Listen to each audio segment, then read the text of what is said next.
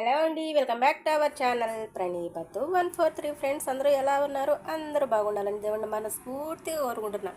Friends, ఏంటి ఇది చూస్తుంటేనే నోరు అనేది ఊరుతుంది కదా? అవునండి, దీన్ని చూస్తూ ఉంటే నోరు ఊరకంకేం ఊరుతుందండి? తప్పక నోరు ఊరుతుందనమాట. ఇది వచ్చేసి మిల్క్ మైసూర్ పాక్. అచ్చం స్వీట్ షాప్ స్టైల్లో నోట్లో వేసుకుంటే కరిగిపోయే విధంగా మనం తిన్నది కూడా మనకు తెలియదు అనమాట. అలా పక్కా కొలతలతో ఇంట్లోనే ఎలా చేసుకోవాలో తప్పకుండా మీరు కూడా నేను చెప్పిన విధంగా ట్రై చేసి మీ ఇంట్లో వాళ్ళకి చేసి పెడతారా? అయితే మరి లేట్ ఎందుకండి, వీడియోలోకి అయితే వెళ్ళిపోదామా. ఇంకా దానికి ఏమేమి కావాలో ఎలా చేయాలో చూద్దాం. ముందుగా అయితే పాలపిండి అనేది తీసుకుందాం. ఇది వచ్చేసి ముక్కాలు భాగం అనమాట, అంటే ఫుల్గా కూడా లేదు, ఫుల్ కంటే కొంచెం తక్కువ అనమాట. ఒక కప్పుతో ఇలా తీసుకోండి. ఇదే కప్పుతో మనం అన్నీ కొలత వేసుకోవాలన్నమాట. కాబట్టి ఈ కప్పుతో అయితే నేను పిండి తీసుకున్నాను. పిండి అనేది ఒక బౌల్లో వేసేసుకున్నారు కదా. ఇప్పుడు ఒక 2 స్పూన్ల శనగపిండి కూడా వేసుకోండి. ఇలా 2 స్పూన్ల శనగపిండి కూడా వేసేసేయండి. ఇప్పుడు అదే స్పూన్తోనే 2 స్పూన్ల మైదా కూడా వేయండి.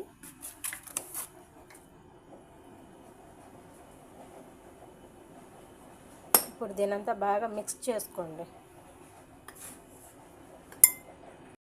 అంతా మిక్స్ చేసుకున్నారు కదా, దీన్ని అయితే కొద్దిసేపు అలా పక్కన పెట్టేసేయండి. ఇప్పుడు మనము ఏ కప్పుతో అయితే పిండి తీసుకున్నామో అదే కప్పుతో 2 కప్పులు అనేది చక్కెర తీసుకోండి. మీకు తీపి ఎక్కువ కావాలంటే 2.5 వేసుకోండి. నేనైతే ఈ విధంగా 2 కప్పులు షుగర్ అయితే వేసుకున్నాను. ఇప్పుడు అదే కప్పుతో ఒక సగ భాగం అనేది వాటర్ అనేటివి వేసుకొని పొయ్యిని పెట్టేసుకుందాం. చూడండి, ఈ విధంగా మనమైతే బండిలు అనేది పొయ్యి మీద పెట్టేసుకున్నాం కదా. ఇప్పుడు దీని అంతా ఒకసారి బాగా కలబెట్టేసి చక్కెర అనేది కరగనివ్వండి. ఇప్పుడు మనము ఆయిల్ అనేది తీసుకుందాం. మనం ఏ కప్పుతో అయితే పిండి తీసుకున్నామో అదే కప్పుతో 2 కప్పులు అనమాట ఆయిల్. ఓకే,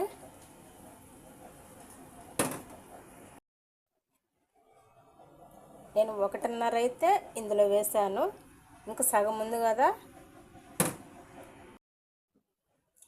ఈ సగం ఆయిల్ని మనం పిండిలో అనేది కొంచెం కొంచెం వేసుకుంటూ కలిపేసుకుందాం.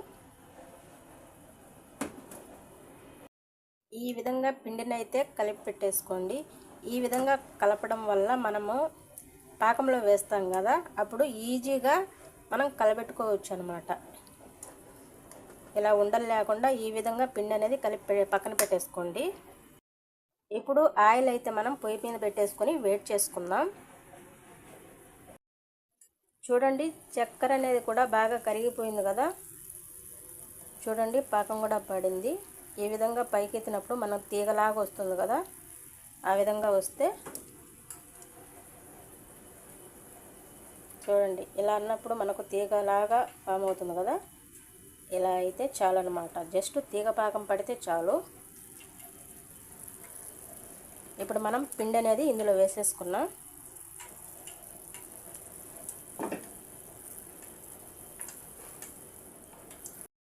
ఇలా పిండి మొత్తం వేసేసుకున్నారు కదా. ఇప్పుడు దీన్ని మొత్తం బాగా కలబెట్టేసుకోండి.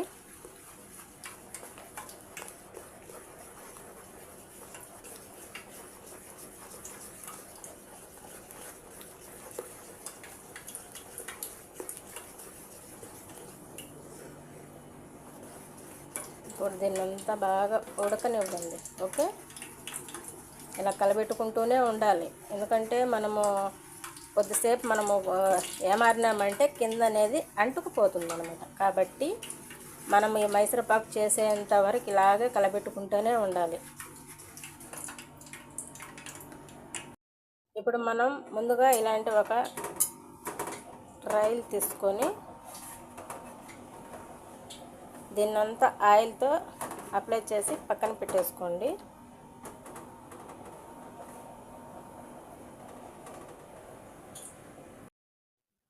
చూడండి, పిండి అనేది ఈ విధంగా బబుల్స్ అనేటివి ఫామ్ అవుతున్నాయి కదా. ఇప్పుడు మనము ఆయిల్ అనేది వేసుకుందాం. కొంచెం కొంచెము ముందుగానే మనం వేడి చేసుకున్న ఆయిల్ ఉంది కదా, అది కొంచెం కొంచెంగా వేసుకుంటూ కలబెట్టేసుకుందాం.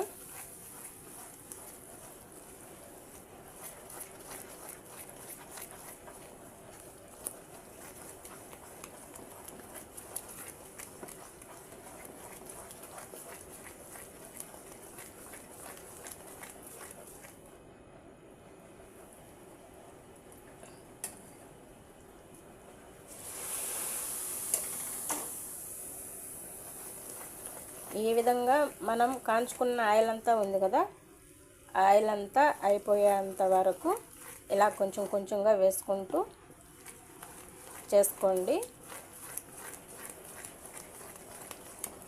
కలబెడుతూనే ఉండాలి. మనం ఏమాత్రం కలబెట్టకుండా ఉన్నా కూడా అడుగనేది తొందరగా అంటుకుంటుందన్నమాట. కాబట్టి సిమ్లో పెట్టేసుకొని ఇలా ఆయిల్ అనేది కొంచెం కొంచెం వేసుకుంటూ కలబెట్టుకుంటూ చేసుకుందాం.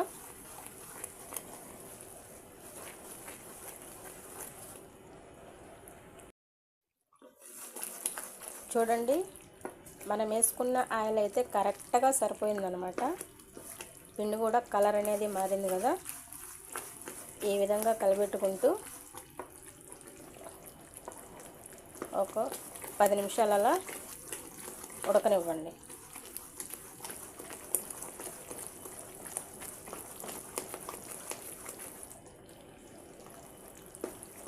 కలర్ గారు చూడండి ఎంత బాగా బ్రౌనీ కలర్లో వచ్చిందో.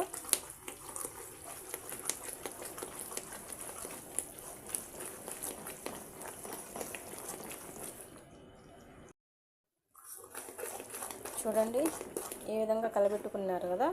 ఇప్పుడు మనకి ఇది పర్ఫెక్ట్గా అయిపోయింది అని ఎలా చేయాలంటే, ఇలా ఒక బౌల్ తీసుకొని చల్లనీళ్ళు తీసుకొని అందులో ఇది వేసుకోండి.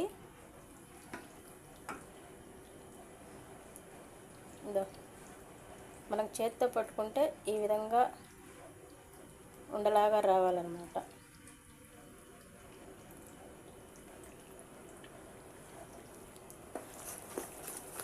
ఇంకో 2 నిమిషాలు ఇలా కలబెట్టేసేయండి. చూడండి ఇప్పుడైతే కరెక్ట్గా సరిపోయిందనమాట. మనం ఆయిల్ ప్లేస్లో కానీ నెయ్యితో చేసుకుంటే ఇంకా సూపర్గా ఉంటుందన్నమాట. నా దగ్గర అయితే నెయ్యి అనేది లేదు కాబట్టి ఇలా ఆయిల్తో చేశాను. మీ దగ్గర నెయ్యి ఉంటే ఆయిల్ ప్లేస్లో నెయ్యి వేసి చూడండి, చాలా బాగుంటుంది. ఇప్పుడు మనము ముందుగానే ఆయిల్ రాసి పెట్టుకున్న అది ట్రైల్ ఉంది కదా, దాంట్లో ఇదంతా వేసేసుకుందాం. ఇలా మొత్తం అంతా ఇందులో వేసేసుకున్నారు కదా, దీన్ని ఒక 5-6 గంటలు పక్కన పెట్టేసేయండి. అలాగే లేదా ఓవర్ నైట్ పెట్టుకున్నా ఇంకా మంచిదన్నమాట. మీకు ఓవర్ నైట్ పెట్టుకోవాలనుకుంటే ఓవర్ నైట్ పెట్టేసేయండి, లేదా ఒక 5-6 గంటలు మ్యాక్సిమం ఇది చల్లారనివ్వండి. భిన్న చల్లారేదానికి కొంతమంది ఫ్రిడ్జ్లో, కొంతమంది చల్లనీళ్ళల్లో అలా పెడుతూ ఉంటారు. అలా అయితే పెట్టద్దు, ఇలా పక్కన పెట్టేసుకోండి ఒక 5-6 గంటలు లేదా ఓవర్ నైట్. ఓకే, ఇప్పుడు దీన్ని పక్కన పెట్టేసుకొని చల్లారనిద్దాం మనం. చూడండి మొత్తానికైతే మనం మిల్క్ మైసూర్ పాక్ అనేది ఇలా రెడీ అయిపోయింది కదా. నేనైతే ఓవర్ నైట్ అయితే ఉండిచ్చేసానండి. ఇప్పుడు చాక్తో చుట్టూరు ఇలా అనేసుకోండి. ఓకే, ఈ విధంగా అయితే చాక్తో వార్ అనేది ఇలా చేసేసుకున్నారు కదా. ఇప్పుడు మనం ప్లేట్లోకి డిమోల్డ్ చేసుకుందాం. మొత్తం అంతా ఇలా ప్లేట్లోకి ట్రాన్స్ఫర్ చేసుకున్నారు కదా. చూడండి ఎంత స్మూత్గా ఎంత పర్ఫెక్ట్గా వచ్చిందో. ఇప్పుడు మనం దీన్ని చాక్తో పీసెస్గా కట్ చేసుకున్నాం. చూడండి ఫైనలీ అయితే మన ఎంతో జ్యూసీగా ఉండే మిల్క్ మైసూర్ పాక్ చూస్తుంటేనే నోరు అనేది ఊరిపోతుంది కూడా. కలర్ కూడా చూడండి ఎంత బాగా వచ్చిందో. అచ్చం స్వీట్ షాప్ స్టైల్లో నోట్లో వేసుకుంటే కరిగిపోతుంది అనమాట. మనం తిన్నది కూడా మనకు తెలియదు, అంత సాఫ్ట్గా అంత బాగుంటుంది అనమాట. చూడండి అచ్చం స్వీట్ షాప్ స్టైల్లో మనం ఎలా తెచ్చుకుంటామో అలాగే పక్కా కొలతలతో ఇంట్లోనే మిల్క్ మైసూర్ పాక్ అనేది ఎలా చేసుకోవాలో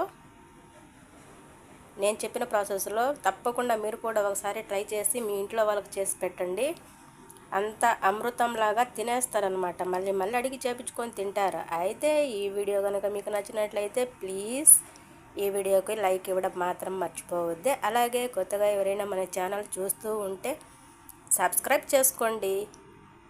please like, share, comment, subscribe. Okay, bye.